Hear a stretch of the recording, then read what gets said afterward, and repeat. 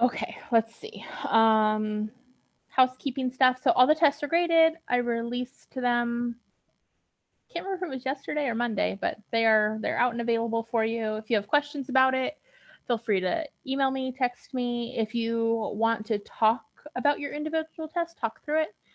You can come to office hours, or you can um, contact me to schedule a private appointment, and we can do it through Zoom. Either way, that is completely up to you. Um, I think that's all on that front. I did post an announcement today. One of my former students from Fresno, who is now going to CSU Fresno and working on his chemistry degree, is presenting his research at a conference. And of course, it was supposed to be in person, and of course, it's not in person anymore. Um, and so I told him that I would go to the conference, and whether it was, in person or virtual. And I went to register for the conference a couple days ago, and it was going to cost me $500 to go to his virtual conference. And so I messaged him. I'm like, I'm sorry, I'm not going to do that. And so he's like, how about I give you a private presentation and anybody can come if they want to? So he is going to give me a Zoom presentation of his poster from his research, and you guys are all invited. And so I posted a link on there. So if you want to ask somebody questions about transferring from a community college, getting a chemistry degree, joining a research group, about his specific research, that those are all options. He's a nice guy. His name's Angel. Um, so it could be fun. It's Friday. It's 1 p.m. Posted a Zoom link today. I think that's all. I'm trying to think. I don't think there's anything else. Yeah, I think it'll be cool. It's he it's one of the advantages of going to a CSU. So, UCs are big research schools, of course. Um, but because the CSUs aren't doctorate granting institutions, at least within sciences, it means that the undergraduates have a lot more research opportunities. So there was pros and cons about going to both schools, and that's probably the best pro about going to a CSU, is that you do have that opportunity. If you go to a UC, it doesn't mean you can't work in a research lab, but a lot of times it's really just something you get to write down on a resume, because at a UC, a lot of times the undergraduates are the dishwashers, and you have to work your way up within a lab.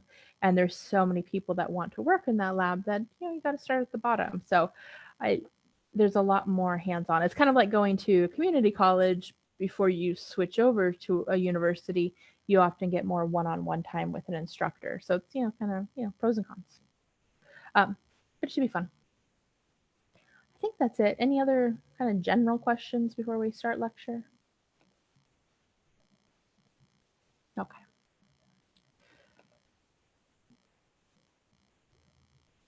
We're going to continue. Sorry, Professor, I have a quick question. Yeah, go right ahead. Okay, so in SI, in SI, Yes. there was a question asking about naming. So there was one that was called N-methyl ion amide, right? And I was curious as to if you could call it N-methyl prop and amide. And then I guess what's the purpose of the ION prefix? Propion amide? I am not sure, to be honest with you. Let's see.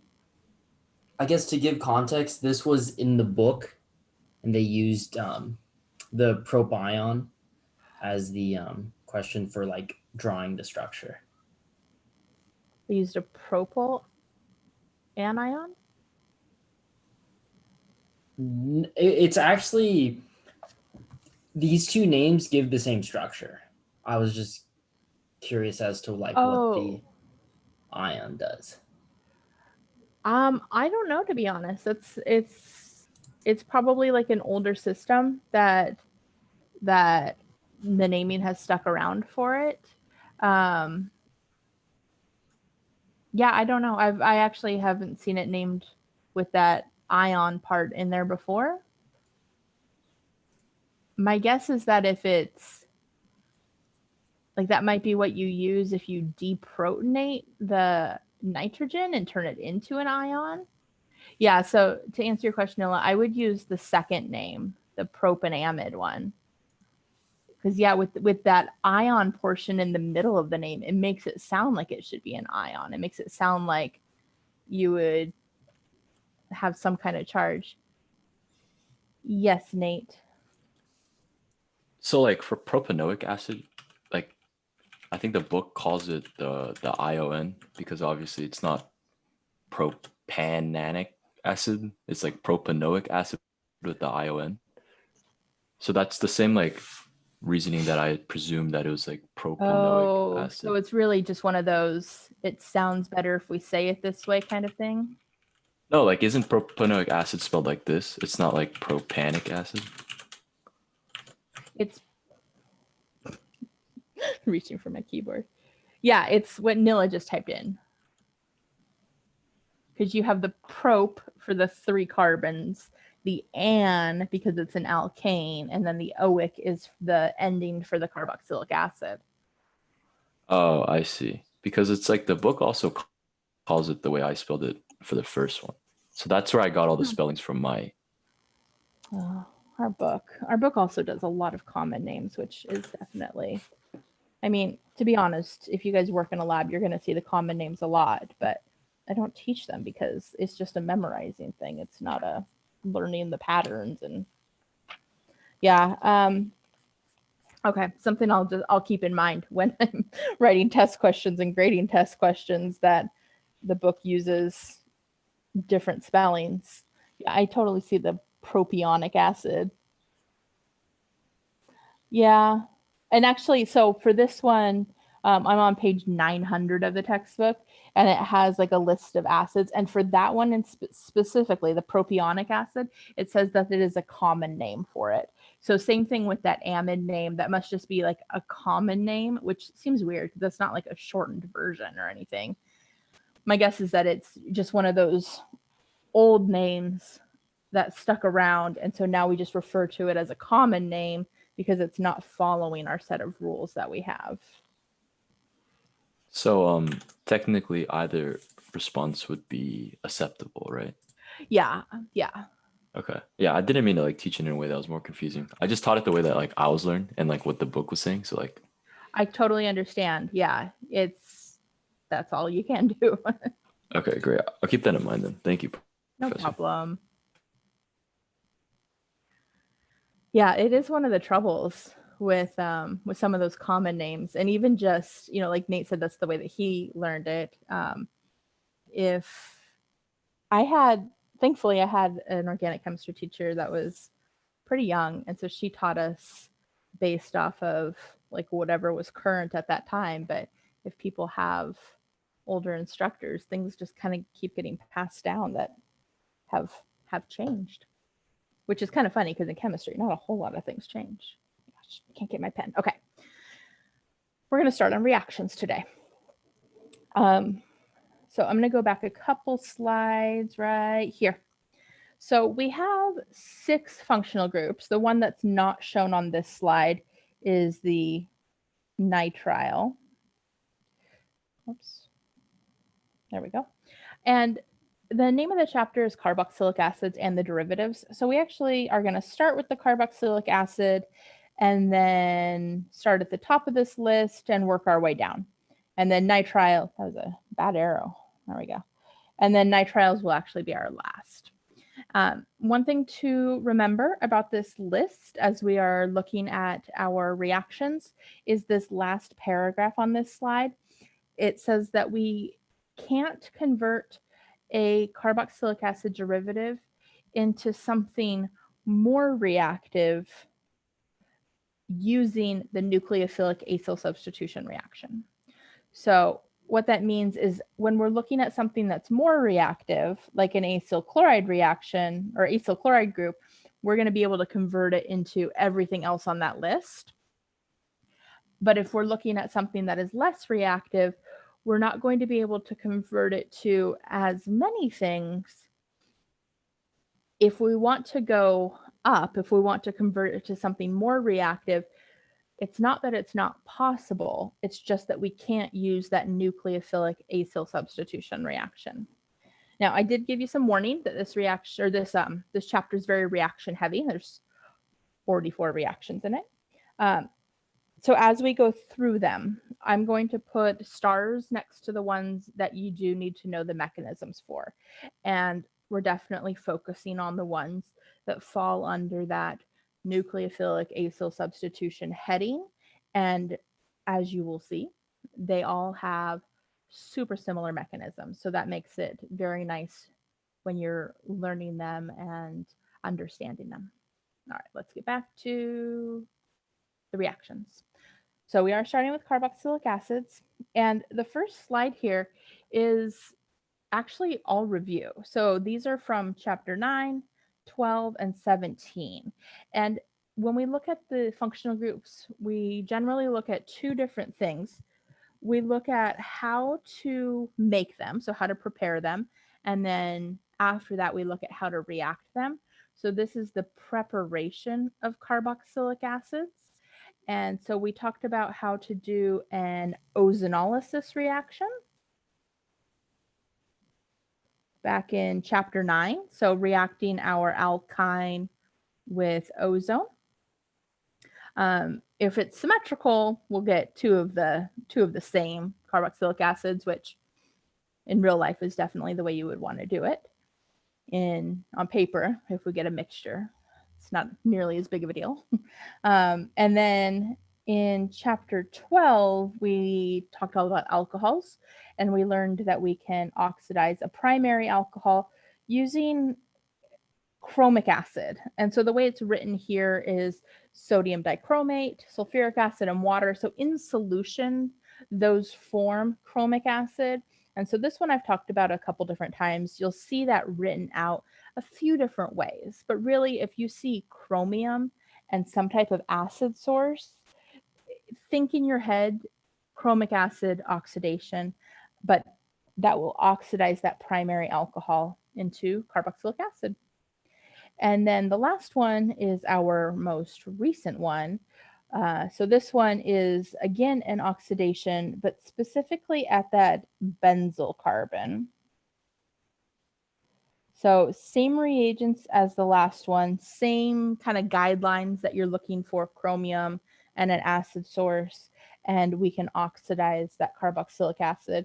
And then the other thing about this one is that we're going to lose carbons if that benzylic position has any substituents. So that benzylic carbon gets oxidized and any other carbons that were attached to it get removed. So we have these three methods. We're going to look at two more, I believe. So the first one on the top, are these three? You know what? To be honest, I don't remember. I'm not sure because I counted them and wrote that at the top of my notes that there were 44 last time I taught this class. So I don't remember if I counted those or not.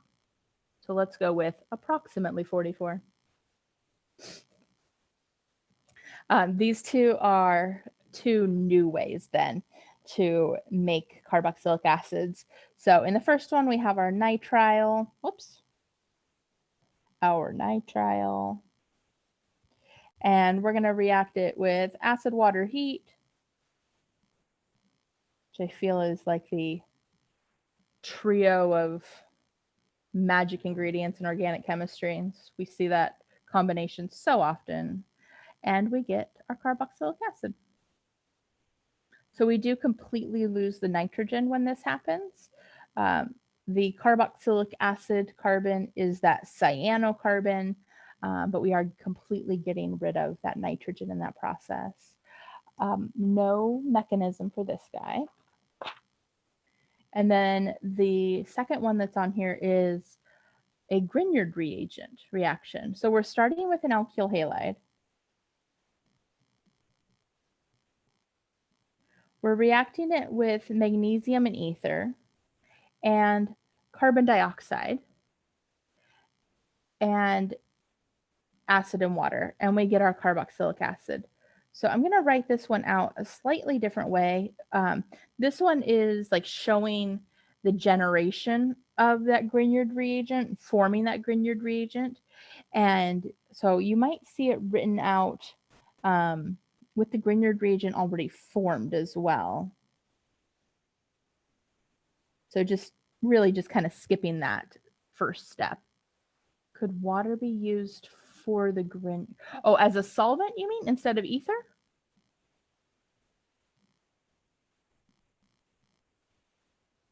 Matt, what do you mean?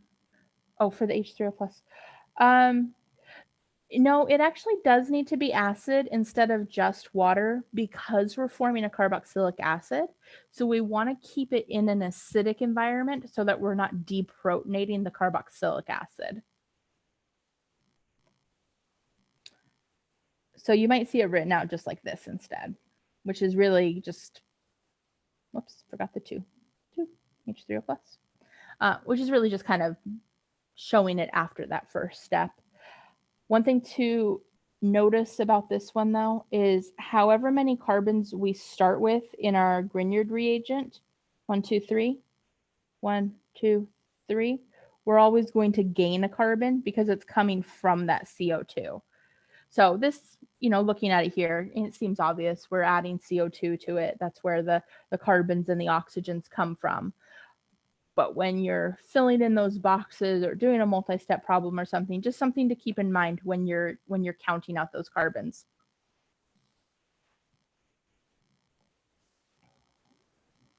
So this is it for preparing a carboxylic acid.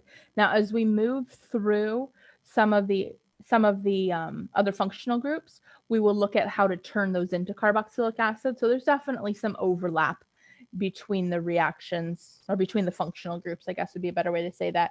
But we do have 2 ways to react the carboxylic acids that we're going to look at. There we go. They're both reduction reactions. So really that just means the carbon itself is losing some of its oxygen bonds.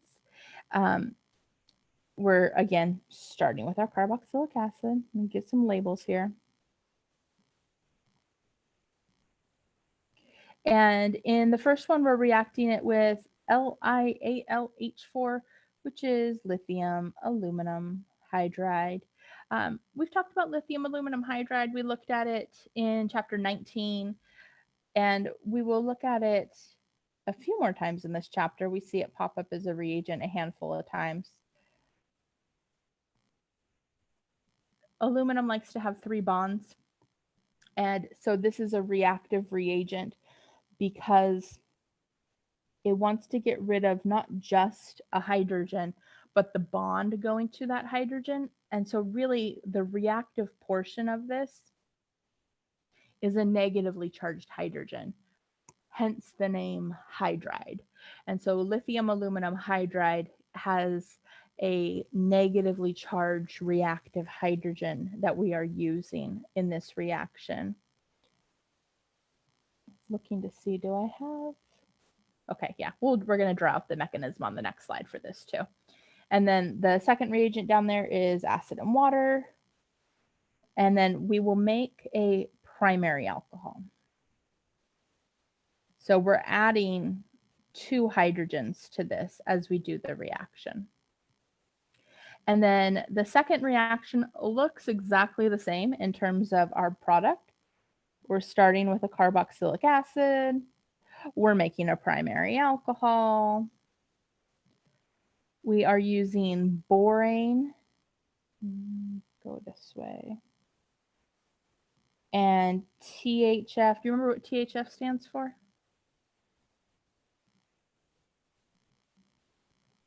Tetrahydrofuran. Very good.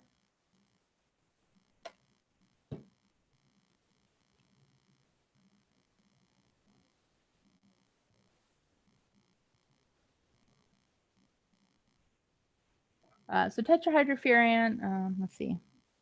I was going to draw it out over here. Fit in a little drawing. Looks like that. It's a solvent. It kind of it like couples up with the boring. That's why there's a dot between them. The dot kind of represents it essentially just kind of represents an attraction or a bond that is not covalent or ionic, somewhere in between.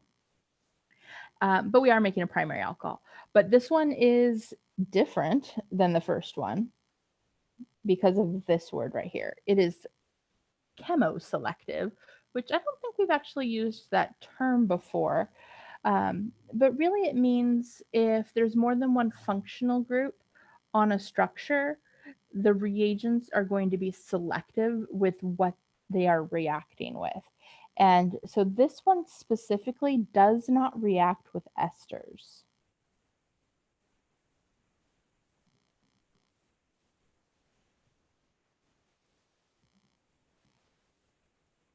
And so this is going to be important when we start to look at functional groups that have more than one functional group on them, and we want to selectively react one or the other.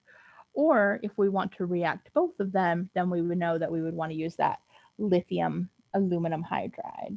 Okay, so we are going to look at the mechanism for the first one. So I'm going to give it a little star up there.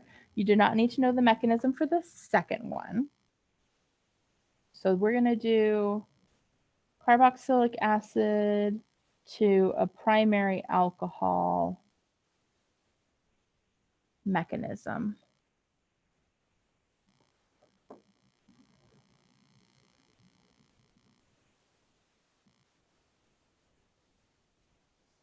So there's my carboxylic acid. We are reacting this with lithium aluminum hydride.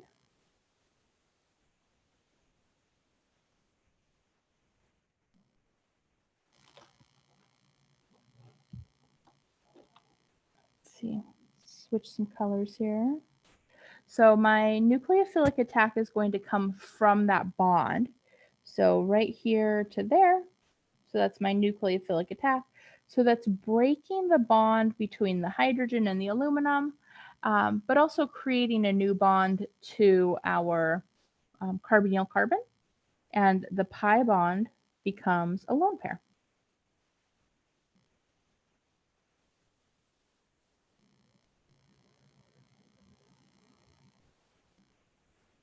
So tetrahedral intermediate. We are going to kick off our leaving group. So we're going to recreate that pi bond, have the loss of a leaving group. And so we have a aldehyde as an intermediate here. But we can't stop at the aldehyde. The lithium aluminum hydride is too reactive, so we can't like pause the reaction at this point. And so it does continue to react. So we have our lithium aluminum hydride again. Even if we just tried to put like one equivalent of the lithium aluminum hydride in there, then you have like this weird in between where some of the carboxylic acid would completely react all the way to the primary because it was able to react with two equivalents of the lithium aluminum hydride. And some of it would then only be able to react once and it would stop at the aldehyde. And then some of it wouldn't be able to react at all. So we can't isolate the aldehyde from this reaction. So yet another nucleophilic attack. And pi bond becomes a lone pair.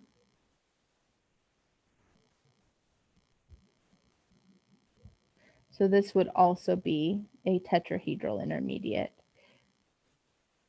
And then that last step is on that second step there, we have acid and water. So in the acid and water step, we're just protonating our oxygen there. So doing a proton transfer.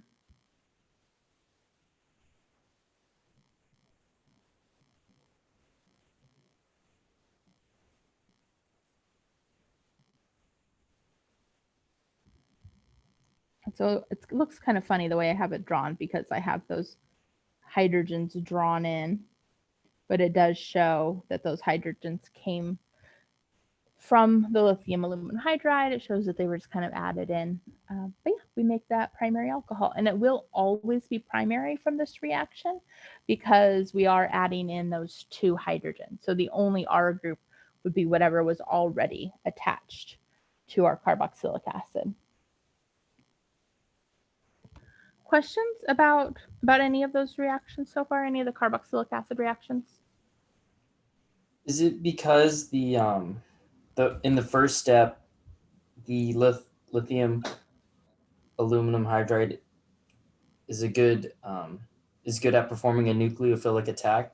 Is that why you wouldn't start with a proton transfer? Because the pattern, at least in chapter 19, was when it's an acid catalyst, you would start with a proton transfer. So we don't have an acid catalyst in this one. So the way that it's written out, it is written as 2 separate steps. So the acid actually isn't in there in the very beginning. If it was, we would probably get the lithium aluminum hydride reacting with the hydrogen, and then that's just going to make hydrogen gas, and that's going to bubble away. So we wouldn't want that to happen. So it is added in a second step. So you're right. If there is an acid catalyst, we would add that in the beginning, but this is a little bit different. Okay, thank you. You're welcome. Anything else on that one? Could we use a weaker reducing agent to stop at the aldehyde? So not with this one, but we will see that with some of our other reagents that we kind of have 2 similar reagents. One will go through the full reduction and then one will go through like a partial reduction. So keep that in mind. We will see that in a few slides. Good questions. Anything else on this one? Okay, then on to the acid chlorides. Again, we're going to look at how to prepare them to start with. And this one is starting with the carboxylic acid. And if we think back to our like reactivity list, the acyl chloride is at the very top. And so as we go from a carboxylic acid up to an acid chloride, we're converting it into something that is more reactive. So this is not a mechanism you need to know to start with, but it means that it's not going to completely go through our nucleophilic acyl substitution reaction because we're moving up in reactivity. We're making an acid chloride. The reagent here, SOCl2. Do we know what SOCl2 is? Have we talked about it before? It is thionyl chloride. And it is a sulfur double bonded to an oxygen and then single bonded to 2 chlorines. And I can't remember if that one's popped up or not. We do also make SO2 and HCl as little side products. Interesting. I did not know that. SO2 is a gas though, so it's just going to bubble away. So those are always great side products because it means you don't have to separate them yourself. They're taking themselves out. And then HCl, really when we have acid or base side products, that's always good too because we can neutralize them with the opposite. So in this case, sodium hydroxide wash or a sodium bicarbonate wash, and then it would end up neutralized in the water layer, easy to separate. So we are going to look at the mechanism. Part of it is going to look familiar. Part of it's just going to be weird. The first part's the weird part. So we're starting right here. We're starting with a nucleophilic attack, which sounds normal. But our nucleophilic attack is coming from the pi bond of the carbonyl. So starting over here, we're using that pi bond, those pi electrons, as our nucleophile. We're attacking the sulfur, and then there's just some other rearrangements as needed. So we're reforming a new carbonyl bond. Some electrons are going onto that oxygen. So really just kind of a domino effect. The second step is the loss of a leaving group, but it's really just this chlorine right here that's breaking off. And then we have a proton transfer. The oxygen that was the OH is now the new carbonyl, so we're getting rid of that. So this is what we have. The SOCl2's entire purpose is to create a good leaving group. So we have this big thing attached to our oxygen. The rest of the reaction actually looks normal. That chlorine that broke off up here as our leaving group, that's what we're now using as our nucleophile. So we're doing a nucleophilic attack. Pi bond becomes a lone pair. And then that big thing that we attached, loss of a leaving group. So pi bond reforms, that group takes off, and what we end up with is our acid chloride.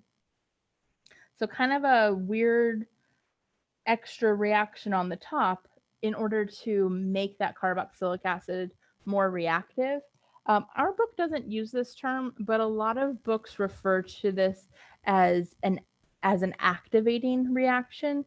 So it's turning carboxylic acid into something more reactive, which is a good pathway to take if you are if you're doing a multi-step reaction, because carboxylic acids are pretty low on the reactivity scale. So if we can turn them into an acid chloride, then we have a lot more options in terms of how they're reactive or what they can turn into. So it's really kind of a good starting point. Questions about the mechanism or the reaction at all? Okay.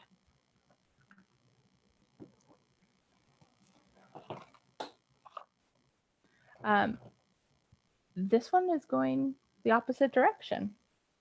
So now we're going. Professor? Yeah. Sorry, was that last mechanism starred? No, it is not starred. Okay, thank you. This one is, though. We'll start with the star. So in this one, we're going the opposite direction. So we're starting with the acid chloride, water. We're making carboxylic acid. Do we know what the PY stands for?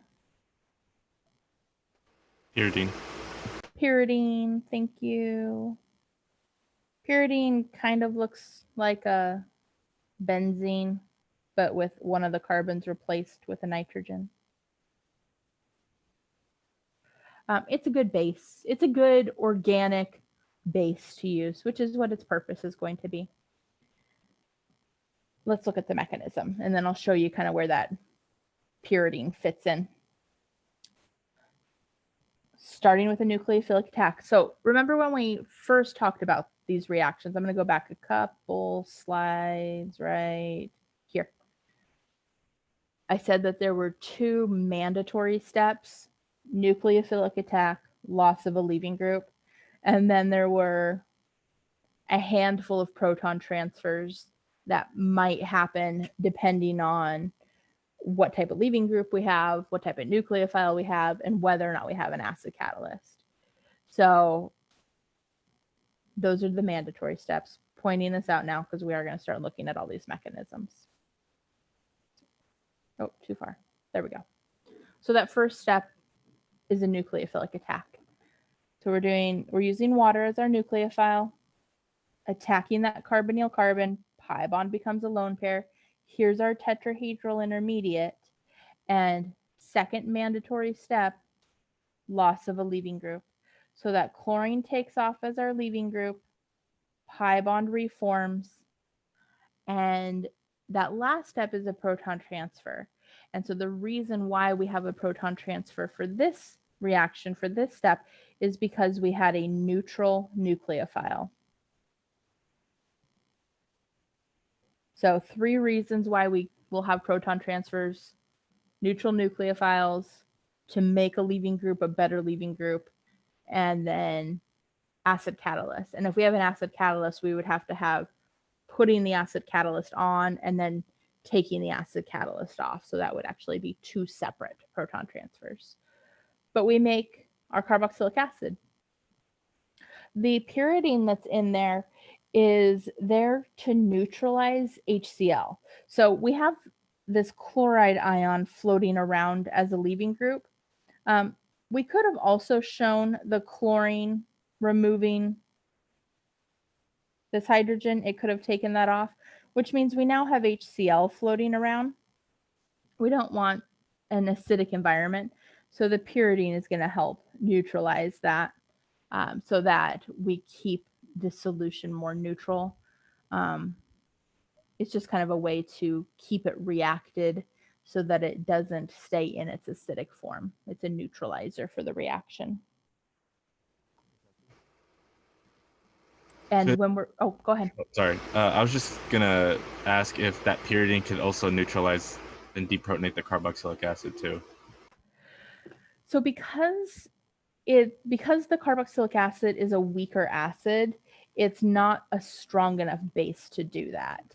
HCl is a strong acid, and so it does want to lose that hydrogen. And so that is actually why we use pyridine, because it's the base strength that it is will react with HCl, but not with the carboxylic acid. So it's a good in-between level. You're welcome. We're going to look at this same thing, essentially, but with an alcohol. So this is turning our acid chloride, our acyl chloride, into an ester. So essentially, we're just kind of moving down that list.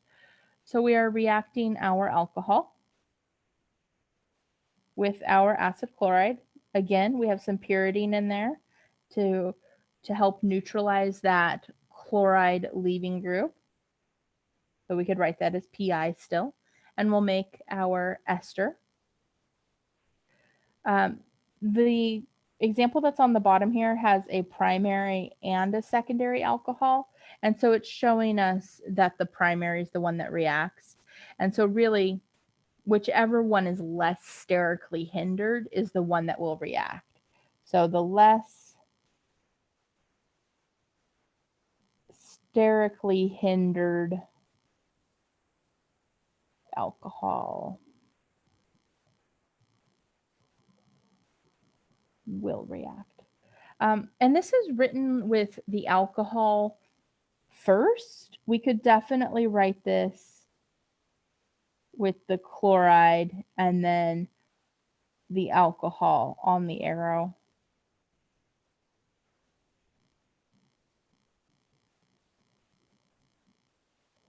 So both work. Both are correct. Both make sense. You can write it either way. You do need to know the mechanism for this one. Professor? Yeah. When you mentioned that it would prefer the less sterically hindered alcohol, is that to say that it will not react with higher degrees of alcohol, or that we might get a mixed product of, in some instances, it'll react with the second degree one or higher? The higher one or the more sterically hindered one would be a minor product. So it will react with them. It's just going to react faster with the one that's less sterically hindered. In instances like this, is the proportion just so much greater for the major product that it's not even worth mentioning that it has a minor product? Or is it some, because I mean, it's mentioned things as low as even a 70% major product, it would still label it sometimes as, oh, this is still a major product, not the only one. True. And so, yeah, this one, it would probably be more than 70% because it has to deal with sterics and kinetics. When it's kinetically based, it's generally going to be a higher a bigger divide between the major and the minor percentages, as opposed to when it's something that's more thermodynamically based. The percentages, there won't be such as big a divide between the percentages. Does that make sense? Did I say that right? No, Okay. that makes sense. So you do need to know the mechanism for this one, but here's what's real nice. I'm going to go back a slide. This mechanism that we just looked at, if we want to know the mechanism for the alcohol, this is all we have to do. Now it's an alcohol. And we made an ester. It's the exact same mechanism. We're just replacing one of the hydrogens with an R group and turning it into an alcohol. So it's one of the nice things about this chapter. There's a crap ton of mechanisms and reactions, but there's so much repeating and so much similarity that it makes it not as bad. Okay, next. We've turned it into a carboxylic acid. We've turned it into an ester. Next are the amides. And so there are 3 reactions on this slide, going from our acyl chloride to our amide. And the first one is ammonia. And then we have a primary amine. We have a secondary amine. So really the one that we're missing, the one that we can't use, no tertiary amines. I'll show you why when we look at the mechanism. So for all of these, though, we're starting with our acid chloride, and we're making an amide. And then notice for all of these, it says 2 equivalents. We don't have pyridine in here to neutralize that chloride leaving group. Instead, we're just going to use extra amine. Really, if we can have one of our reagents do 2 jobs, if it can be the nucleophile and the base, like it is in this example, or sometimes we've seen like water, the water will be the nucleophile and the solvent. That's usually the best option, because if we don't have to add in an extra reagent, then it means we're limiting the chances of any weird side products. So that extra equivalent of nitrogen is acting as a base for us. Now it does say 2 equivalents, and you might see it written as 2 EQ to say 2 equivalents, or just 2 times, or EX for excess. They all mean the same thing. They're all telling you that there's more in there than what you need. But they're all showing us the same thing. So you do need mechanism for this one. And we're going to look at it. I'm looking at my notes here. Yeah, it is on the next slide. Okay. Well, it will be on the next slide.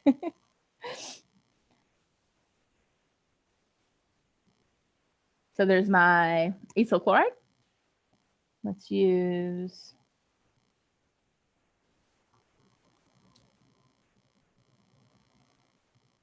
a secondary amine. So we're starting with nucleophilic attack. Nucleophilic attack, pi bond becomes a lone pair.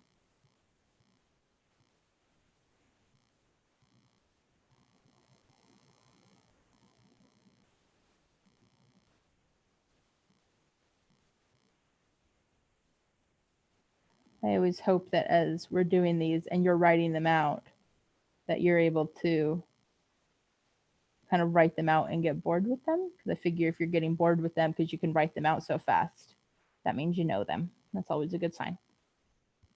At this point, we need to do 2 more things.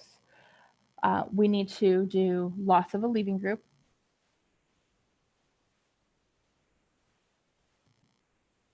And so that's our chloride ion breaking off, which means that it is going to kind of pair up with that extra nitrogen. It's going to give us or make sure that we keep that HCl neutralized that might be coming off.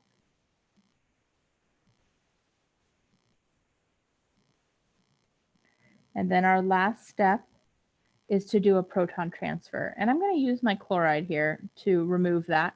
We could use the nitrogen, or if you're doing this on a test and you forget what you should be using, the safest option, just write a B for base. There's a lot of different things when it's actually all mixed together in a beaker together that will do this. And so writing B for base isn't wrong by any means. It just means that something's going to act as a base and grab onto that hydrogen to do that proton transfer. So instead of doing it from the chlorine, we could do it from the B. Both are correct, both work. They're both doing the same job. I don't care which one you use. But this is our proton transfer. And the reason why this proton transfer is happening is because we started with that neutral nucleophile. And so if we start with a neutral nucleophile, after it forms that first bond, it's now going to be positively charged. And so we have to get rid of that extra hydrogen. So there is our final product. So this kind of leads us to the limitations of this reaction. Why can't we use a tertiary amine in this reaction? Can't. Well, I mean, it could bond, but it would have 4 bonds, and nitrogen doesn't like having that many. Yeah, it wouldn't have that hydrogen that we could get rid of. So we have to have at least 1 hydrogen on that structure to remove so that it can go back to being neutral. So tertiary nitrogens just won't have that option. So it limits us to either 0, 1, or 2 hydrogens. No, I didn't say that right. 1, 2, or 3 hydrogens. Yes. Can you do a proton transfer first and then do the loss of a leaving group? Yes. And so there is some wiggle room with some of the steps we're going to talk about. Leaving group, proton transfer, those 2 steps could be flipped. Now, which order they're actually happening in solution is going to depend on whether our solution is more acidic or more basic. And so which one will happen goes along the lines of like the pH of our solution. But yeah, if you drew those in the other order, that would be completely okay. Okay, thank you. You're welcome. Anything else on this one? Okay. So next on our list are reduction reactions. And this is getting into some of the reactions, or the carboxylic acid reaction we already looked at. But for this one, and I'm going to give it a star to start with up here, we're starting with our acid chloride. We're reacting it with lithium aluminum hydride, excess. I'm going to put 2 times here just to give it a different label. And we're going to make a primary alcohol. So this is very similar to the carboxylic acid one that we already saw. We do have water in our second step there. So we've pretty much seen this mechanism. We're starting with our nucleophilic attack. So again, we're going from that bond of that hydride, so that hydrogen that comes with his hydrogens. Pi bond becomes a lone pair. Here's our tetrahedral intermediate. Loss of a leaving group. And so we get that aldehyde again as an intermediate, but again, this is kind of the same as before. It's so reactive that we can't stop it at this point, so we just go all the way through. So we do that nucleophilic attack again. We get our last intermediate, and at this point, we're going to do a proton transfer with the water. And so we grab that hydrogen and we end up with our primary alcohol. And so this is written as hydronium, even though we're showing it as water. But because we have that excess lithium aluminum hydride in there, it would be assumed that the water is going to react with whatever lithium aluminum hydride is still left over. So we've used this term before, but it's also quenching the reaction. So meaning it is stopping the reaction and then doing any proton transfers that are necessary. So this one does go all the way through to that primary alcohol, but the question was asked earlier if we could stop at the aldehyde. For this one, we can. So for this reaction, we are starting with our acid chloride.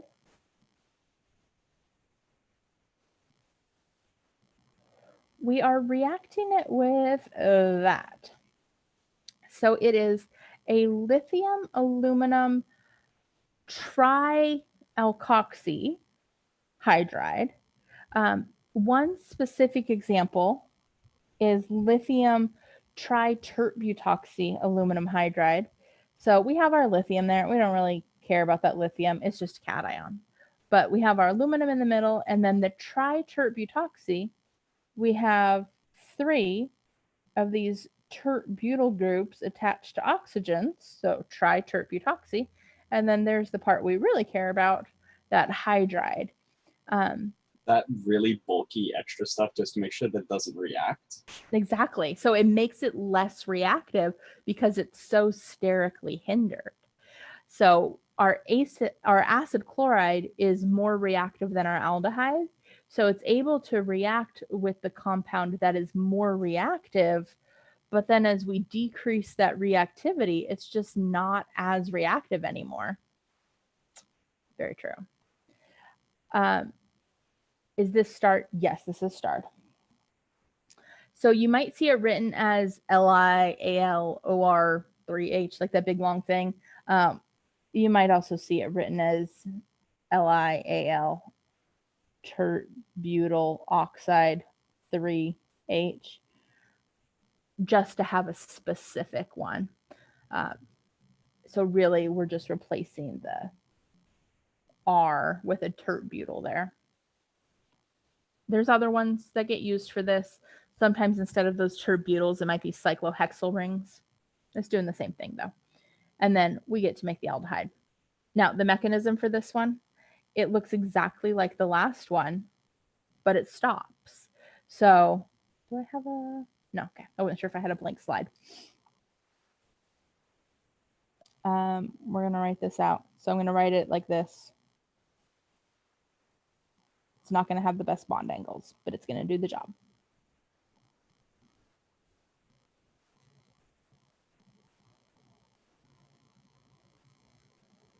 So nucleophilic attack. Made the most giantest circles. There we go. Get out of my way.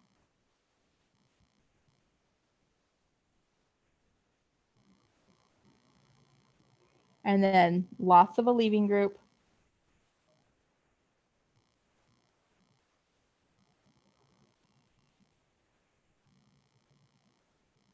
And that's it. So it's just the 2 mandatory steps, that nucleophilic attack, loss of a leaving group. That's it. So as big and bulky and crazy as that thing looks, because it's that way, it stops the reaction at that aldehyde. So it is still a reduction. We are reducing the bond. We're reducing the number of bonds from the carbon to electronegative atoms. So essentially we're replacing the chlorine with the hydrogen. So it does still fall into that reduction label. Questions about that one?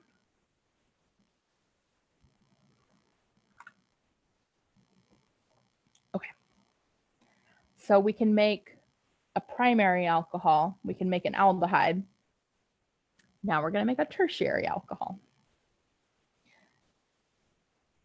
So again, acid chloride. Tertiary alcohol. So this is also a reduction because we're reducing those electronegative atom bonds. Grignard reagent. Again, excess Grignard reagent, so excess, 2 times, 2 equivalents, all of those would be possible. And then second step is water. The way that we do the mechanism for this one, which is a star, gets a star for the mechanism, again, is going to look very similar to what we've seen. So our Grignard reagent, we can write it out a couple different ways. We can write it with that bond present, and if we do that, the first nucleophilic attack step would come from that bond. The other way to write it, and our book does switch in between these two. The other way to write it, though, would be to write the carbon part as a carbanion. If that's the case, you're not going to write the MgBr part.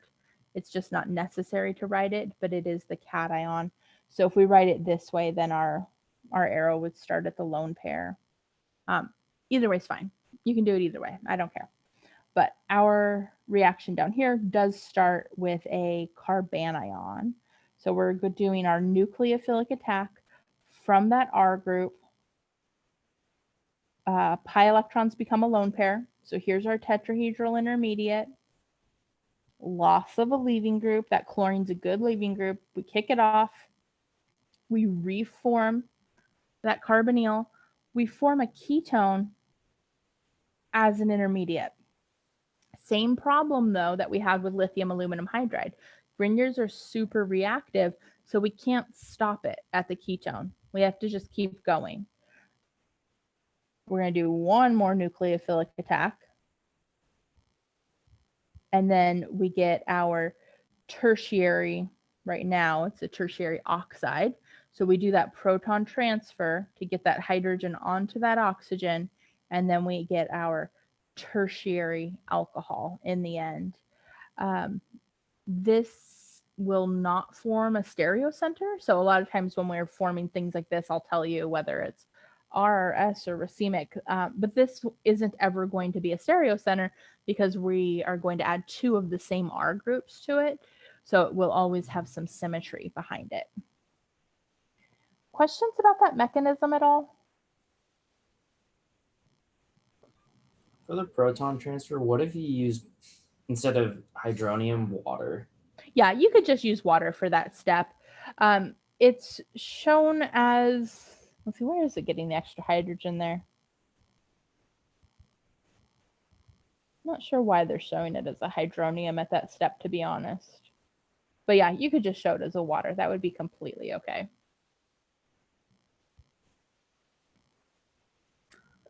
Any other questions with that one? Okay. We can stop it at the ketone if we use a different set of reagents. So just like we started with going all the way to the primary alcohol and then we stopped it at the aldehyde, we've gone all the way to the tertiary alcohol. Now we're going to stop it at the ketone. So this is our last what are we doing? Acid chloride reaction. No star on this one. So acid chloride, this guy right here is called a Gilman reagent. This is the Gilman reaction.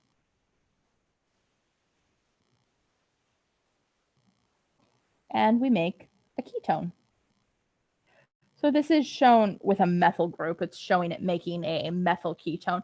It does not have to be a methyl group, though. It could just be another R group, something else attached to it. The Gilman reagent is a lithium dialkyl cuprate. So again, that lithium is just there as a cation. Don't really care about him. We have a copper in the middle. That's where the cuprate part comes into the name. And then we have these two R groups that are attached. So this isn't following our same mechanism patterns that we've seen.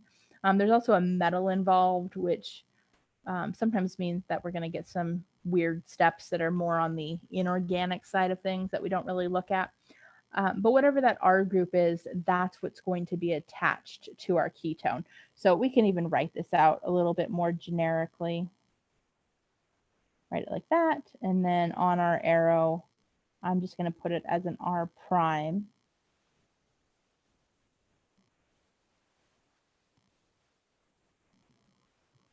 And we can get our ketone that way. So this one's handy because we it actually allows us to switch to chapter 19 reactions. So there's a nice connection between chapters. So we've learned how to turn a carboxylic acid derivative into an aldehyde and a ketone. So when we do those lovely box problems and multi-step synthesis, they will definitely be intertwined between chapters. Okay, questions about this one at all? All right. This is what we just did. So we started right here.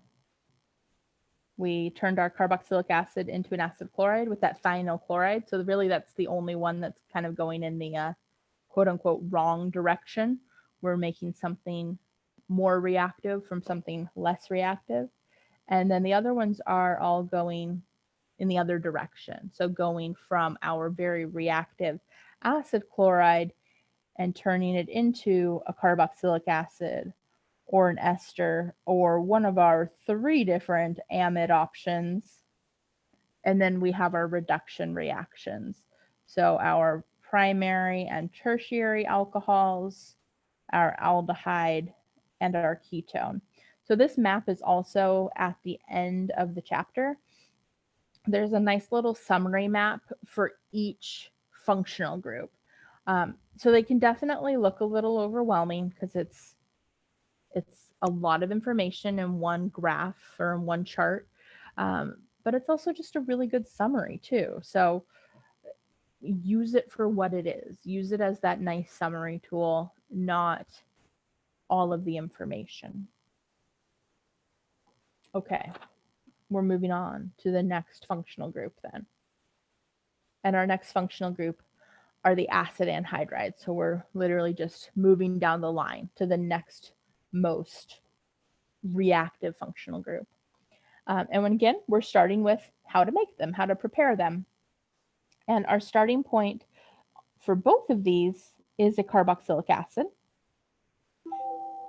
There is something different about the way that these 2 carboxylic acids are written though. This one has the R group attached and the one above doesn't. And the reason why is because the first one we're looking at can only be used if we use acetic acid. So that 2 carbon chain, so using our IUPAC rules, that would be ethanoic acid.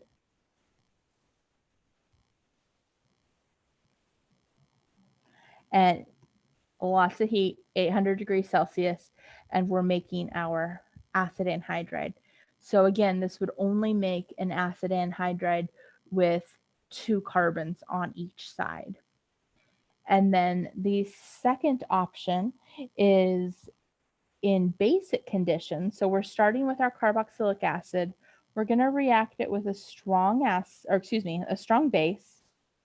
So sodium hydroxide is shown here. Potassium hydroxide would work as well. And then we're going to react it with an acid chloride. And we can make our acid anhydride. Do I have a spot? Okay, I do. I was going to write out the mechanism. I couldn't remember if I left myself a slide for it though. So let's look at the mechanism for this one. So I'm going to give it a star before we switch slides there.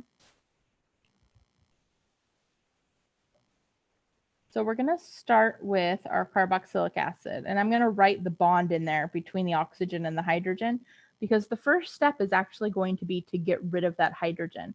So the first reagent is some kind of strong base.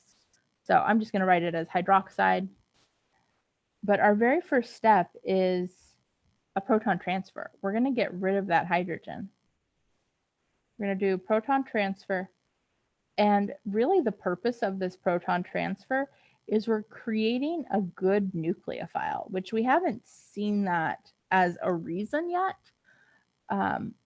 But we want to have that negative charge on the oxygen in order to get it into a better nucleophile. And then we have our acid chloride. So now the rest of the steps are going to look like the pattern we've been seeing. First step, or I guess the next step, is a nucleophilic attack. So we're using that oxygen as our nucleophile pi bond becomes a lone pair. I'm going to draw this out, and it's going to look a little bit weird in terms of bond angles, but I want to follow kind of a similar pattern to what we've been doing. So here's my acid chloride, and then here's my nucleophile attached to it. How many carbons did I have? 1, 2, 3, 1, 2, 3. So this is our tetrahedral intermediate. So at this point, the only step that's left to do is the loss of a leaving group. So I'm going to kick off that chlorine leaving group. I'm going to reform my pi bond.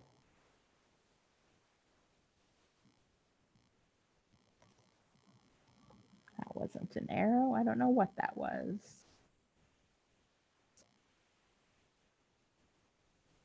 So there's the original. Get that oxygen where it needs to go. There we go. There's the acid chloride portion of the molecule. And I purposely didn't do this one symmetrical just so we could see the two different halves. But there's the half from the carboxylic acid. So this is from the acid chloride, and that is from the carboxylic acid. So we can use this to make symmetrical or asymmetrical acid anhydrides. When we look at some more of these reactions, I'm going to show you the benefit, the reason why we would want to use symmetrical ones the majority of the time, but this would allow us to make asymmetrical ones if that's what we were trying to create. Questions about the reaction, the mechanism, any of that for this one?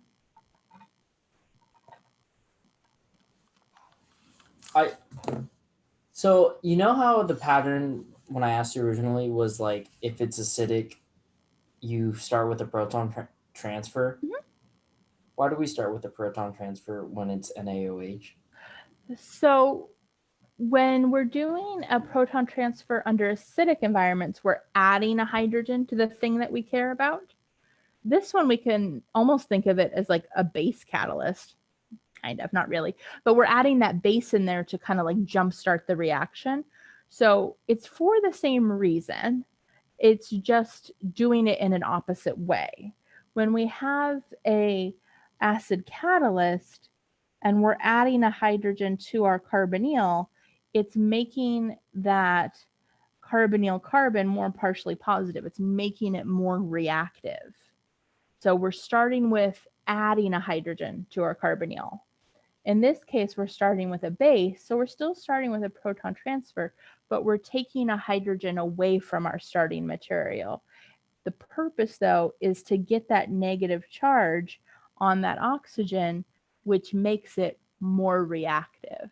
So both of them, the acid or the base, is making our starting material more reactive by adding a charge, whether that's a positive or a negative charge.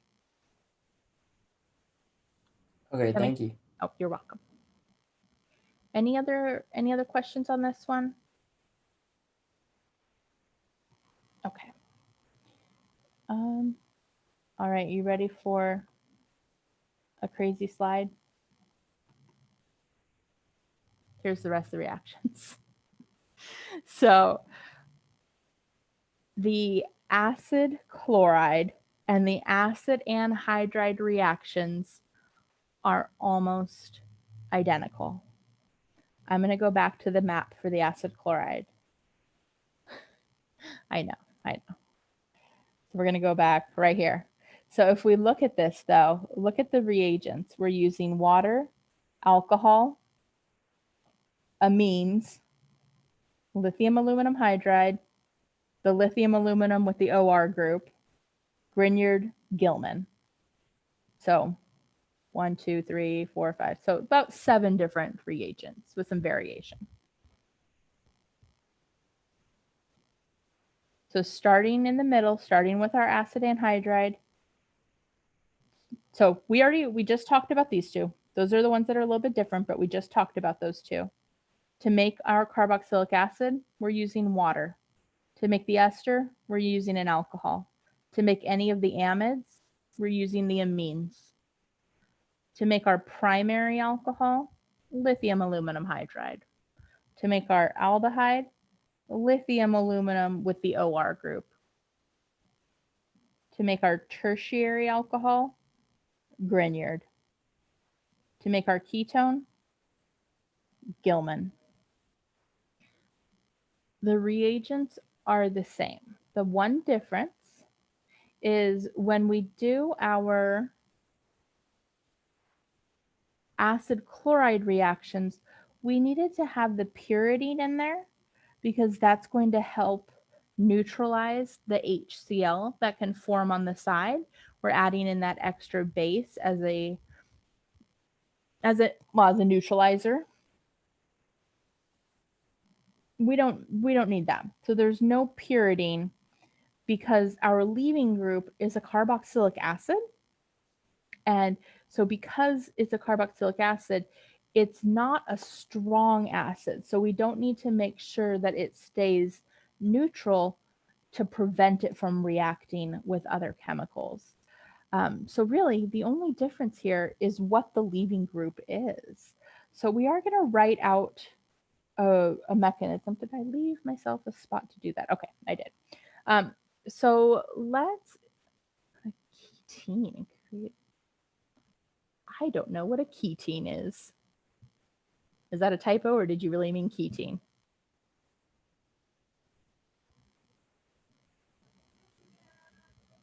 Oh. I have no idea. Quite possibly, but I have no idea. So we're going to write out, let's see.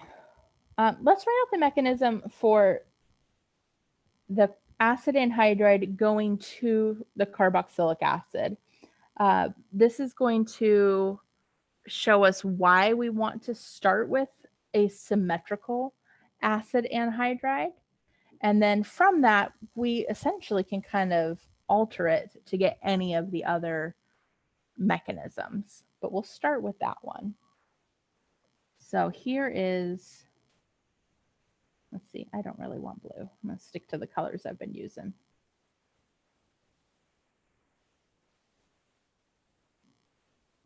There's my acid anhydride.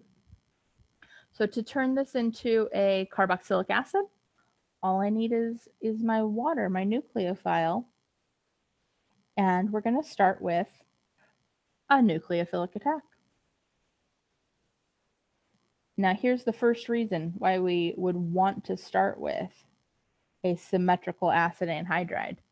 I showed my nucleophilic attack going to the left side, but it definitely could have gone to the right side.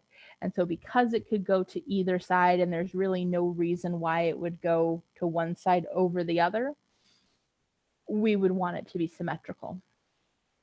So nucleophilic attack.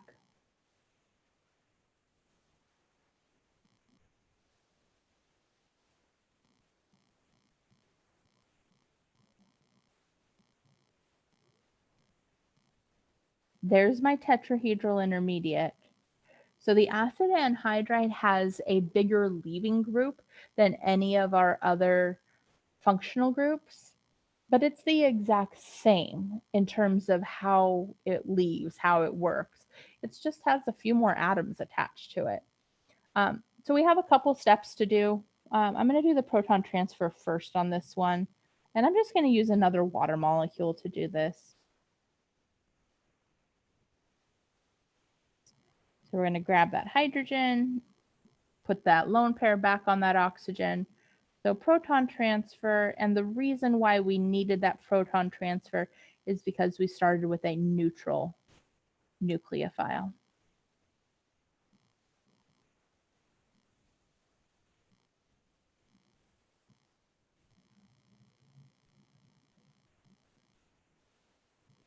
And then our last step is loss of a leaving group. Oh, one of my neighbors is making cookies and it smells very good.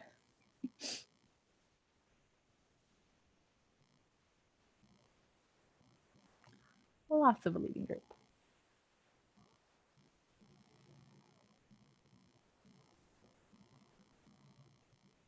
So we make that. Now, that leaving group, though, now this is unique to carboxylic acids in terms of making a carboxylic acid as our desired product. That's what our leaving group looks like. So really, it can also go through a proton transfer to create a carboxylic acid. So every time this acid anhydride breaks apart, we will create, well, okay, let me start that sentence over. Every time we're using water as a nucleophile to break this acid anhydride apart, we're going to make two equivalents of carboxylic acids. Now, with that being said, if instead this was an alcohol and we made an ester, so there's the ester mechanism. Now we're going to have a carboxylic acid as a side product. So because this is our leaving group, we will have this carboxylic acid as a side product. It's definitely a pretty big side product, but it's not one that we care about if the ester is our desired product. It's easy to get rid of regardless of its size because it is acidic. So we can do that basic wash at the end, sodium bicarbonate, sodium hydroxide, and it will be water soluble because it will be charged. So when we're looking for products for this, and I'm going to go back to our crazy chart there, for all of these reactions, because this is the leaving group for this molecule, all of these reactions are going to create this carboxylic acid as a waste product, as a side product that we're just removing. We're removing as part of the waste.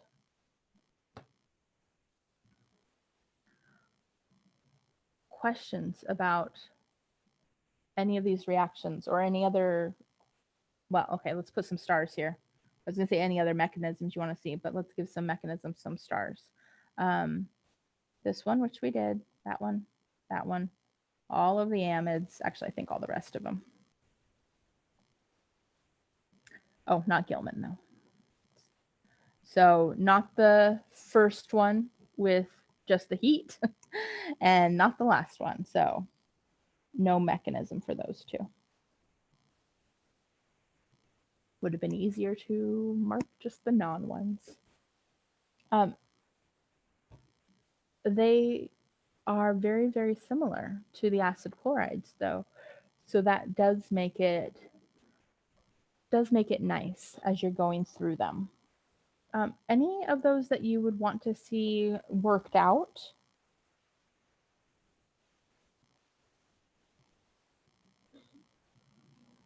Okay. Quick question, Professor. Yes. Is there are any of these like a special case, or are they all generally kind of follow the same pattern we've done? They're going to follow the same pattern. So if you go back and look at all these ones that we did here, if you just replace this chlorine with that carboxylate group instead, it's going to look exactly the same. Okay, cool. It makes it nice for that reason. All right, I think, well, any other questions before we move to the next slide? I think our next slide will definitely be our last, but it's a good one to end on. All right. Oh, no, not that one. I lied. There we go. So some boxes to fill in. This is a good way to wrap up for the day. So we have our carboxylic acid right there in the middle, turning into our acid chloride. I'm going to give these some numbers.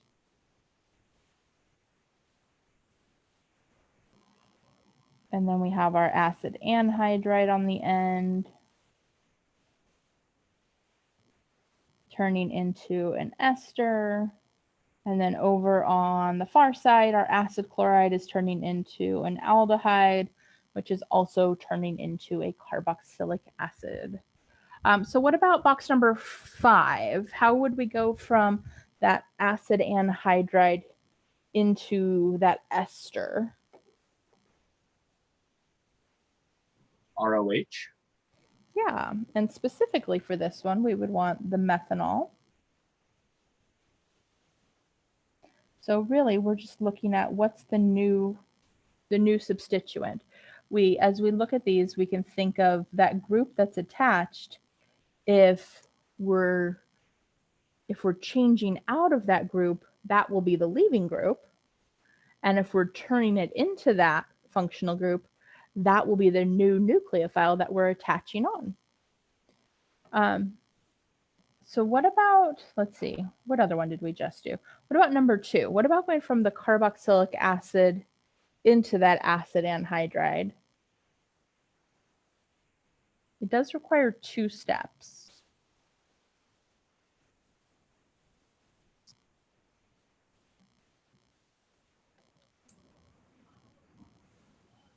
Is this the NaOH CH3COCl? Yeah, so NaOH, that's going to deprotonate that carboxylic acid. And then we need an acid chloride. And I think I made this symmetrical. Let's see, 1, 2, 3, 4. 1, 2, 3, 4. 1, 2, 3, 4. Yeah, so 1, 2, 3, 4. Making sure we've accounted for all those carbons. What about going straight down? So carboxylic acid to acid chloride. So this one doesn't quite fit our pattern because we're going from something less reactive to something more reactive.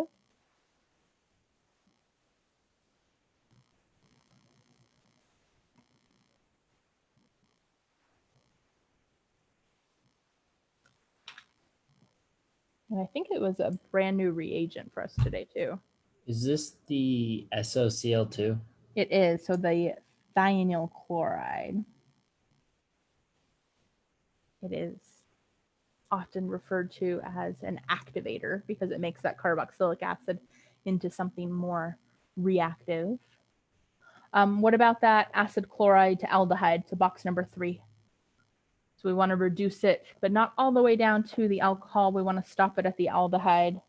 That like Li lithium aluminum tert butoxy thing. Yes.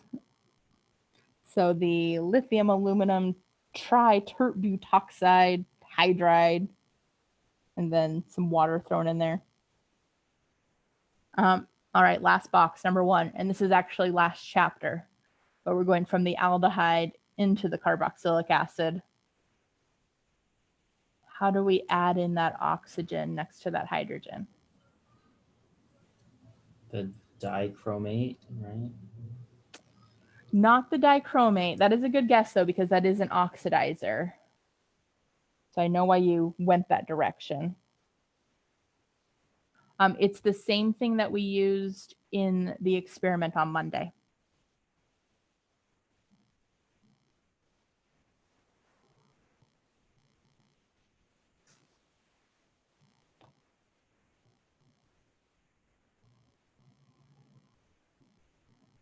Is it MCPBA? It sure is. MCPBA. So MCPBA, or more generically a peroxy acid, would oxidize that aldehyde into a carboxylic acid. So it is, it goes from last chapter, but again, it's a good way to connect our 2 chapters together. Any questions about any of the boxes? For number 2, could you Yeah. have used heat? We can't use heat. So you mean like, well, like just doing this and making the symmetrical one? Is that what you mean? You can only do that if it's just 2 carbons, if it's just acetic acid. If it's larger than that, the amount of heat that's required is so high that it will cause the rest of the chain to break down. Okay, thank you. You're welcome. Anything else on those boxes? All right. That is it for today then. So next Monday, we will start with esters and kind of continue our way through our functional groups. There is nothing on our lab schedule for today. You do have the chapter 19 worksheet due tonight. And then if you haven't done the lab from Monday or the formal report, the chapter 20 worksheet is up. We obviously haven't finished all the reactions, but it is available if you want to work on that as well. But I think that's good. So you have plenty to work on, even though there's nothing officially scheduled for today. So I will hang out as you're signing off in case you have any other questions. But that is it from me. Thank you, Professor. Thank you too. You guys have a good weekend. Thank you. Hi, Professor. I have a question on the acid chlorides. Okay. A lot of time, like a lot of my free time is just, looking up chemistry stuff and all these reactions to do at home. Mhm. And I saw something called alpha halogenation for ketones. Mhm. I was wondering if we covered that in the last chapter. We did not, and I'm wondering, let's see, so chapter 21 is alpha carbon chemistry, and I know exactly which reaction you're talking about, but I don't remember if our book does cover it. So we actually look at two different ways to do it. Actually, it's one of my favorite named reactions because it's called the Hell-Volhard-Zelinsky reaction, and I just think it's ridiculous. So, That is pretty cool. yeah. And that chapter doesn't have reaction numbers either, but it's the first reaction listed in that summary. So my guess is it's like the first one covered in chapter 21. Okay. I was just wondering, is it so like that alpha and beta and all those things, is that like a special like thing that deserves its own chapter? Kind of. It's some books put it in its own chapter and some books don't. It just kind of depends. And I even do it as, I do it as two separate tests. And one of the reasons I do that is because it's almost too similar to the reagents we're using in this chapter. So in the past, I have combined like chapter 20 and 21 into one test, but it becomes too confusing to figure out which mechanism or which reaction we're looking at because there's so many similarities. And in reality, that means that there is actually a lot of competition happening. But as you're getting tested on that, that's no reason to add in confusion. So yeah, it can be its own chapter, just kind of depends on the author. Okay. So the difference between the acid chloride and that halogenated ketone is because the halogen is directly attached to the carbonyl carbon? Exactly, yeah. So okay. Whether it's attached to the carbon next to the carbonyl or it's attached to the carbonyl. Okay, thank you. You're welcome. Have a good weekend, Professor. You too.